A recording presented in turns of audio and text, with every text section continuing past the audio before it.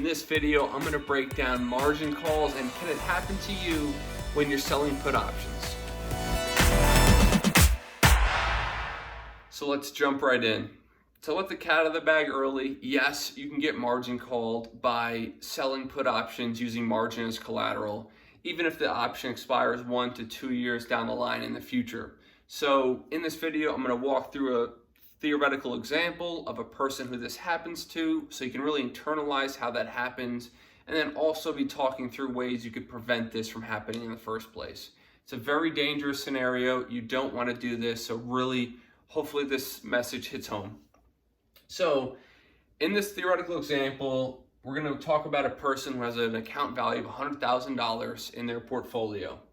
And when does a margin call happen? Well, it's not a straightforward answer, unfortunately, because each brokerage and even in different market conditions, the brokerages are going to change what account equity would trigger a margin call, which again, for those that are new, that's when you're forced to liquidate your existing assets to build cash to pay off your margin or to make sure that you're good for your liability.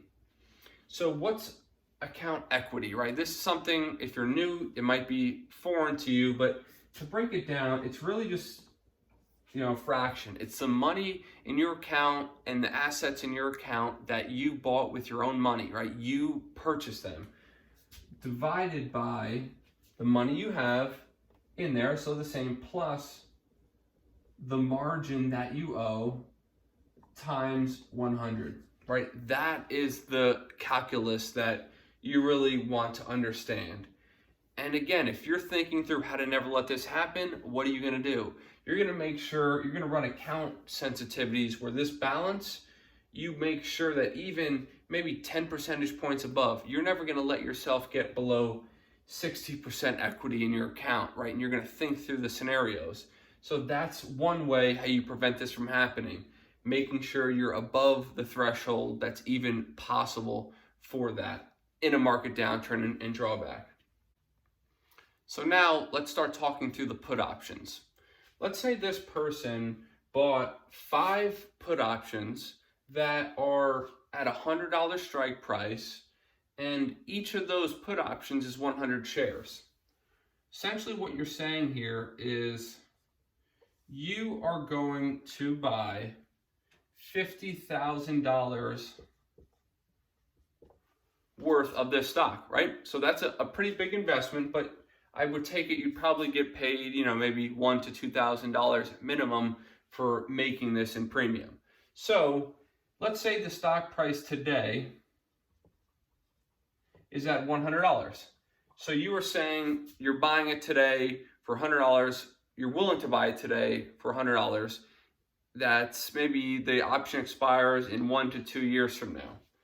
So that means your brokerage is going to say, okay, you're good because right now, this option is currently at the money and you don't really have to worry about anything because if you did get assigned these shares, $50,000 of margin is still, 50% of your overall account balance and you don't have really anything to worry about and you could always liquidate.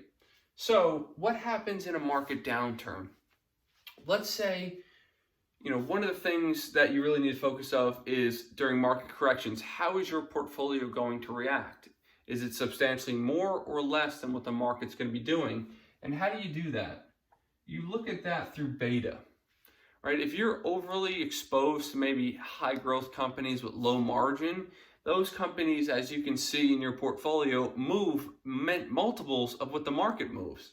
So let's say your average beta for your entire portfolio is 4, let's say, because you're very, aggressive towards growth. That means if the market goes down, 10%, your market's going to go down 40%, right? It's 4x what the market is going to be going down. So, let's, for this purposes of making this math easy, let's say your beta is 5, the market goes down 10%, your new account balance is at $50,000, right? And let's carry that through. This stock that you would have bought, let's say that's equally as volatile as your portfolio. Your beta is 5. So that means you're down 50% as well. So this your equity now is down to 50% because now the stock's worth 50. That means you're literally having to come up with pure margin, kind of naked margin, to sit there and secure this stock. And you're essentially going to be putting 25K into the dumpster bin. So that is something that your brokerage is going to keep an eye on. Let's say this was a massive speculative play, they missed earnings, there was, an issue with maybe an SEC investigation where you are now down to, let's say this stock goes down very low in the single digits, right? Then what happens is your brokerage account is going to say, whoa, you now have, 50K, let's say it goes to zero, why not for this example? So you have 50K of just lost margin that you're going to be using. Prove to me that you're going to be good for that money. Likely this probably has gone down as well. So look at the scenario you're in, right? Right now, let's say this goes down to 40K. So 40K plus your margin, which is going to be 50K. And look at that. If you do the math there, 40 divided by 90, that's 44% equity. That's not a good position to be in, and you could be triggered for a margin call. Even if this option doesn't expire for a year or 2 years, they want to make sure you're good for the money because that brokerage will never let themselves get into a position where they could potentially, not be able to meet your obligation to buy those shares. So they're going to force liquidate you to a percent to get your cash position enough where this is a sure thing that you're going to be able to be on that and have that collateral to secure that put and make sure that you don't, wipe out your account without paying your debtors first. So this is really how you manage and understand, hopefully transparently, of how it can happen. Even if you don't have to buy the shares, the company needs to protect their backside by looking at that account equity and comparing that as much as you owe in naked equity versus the actual, if you got assigned, how much would be basically you're actually getting for that. And as that drops, this grows substantially from 25 to 50K as you work down the actual share price of $100 down to 50, down to very low, right? So this is just one example of how it can happen, just to show theoretically and visually how that actual margin gets built into that margin call. So hopefully this made sense. And now just to touch on a couple quick things on staying out of this situation, right? Number one, do the math so you'll never get, below 60% equity. Be safe, maybe even 70. Again, not financial advice, but just things to think through with your financial advisor.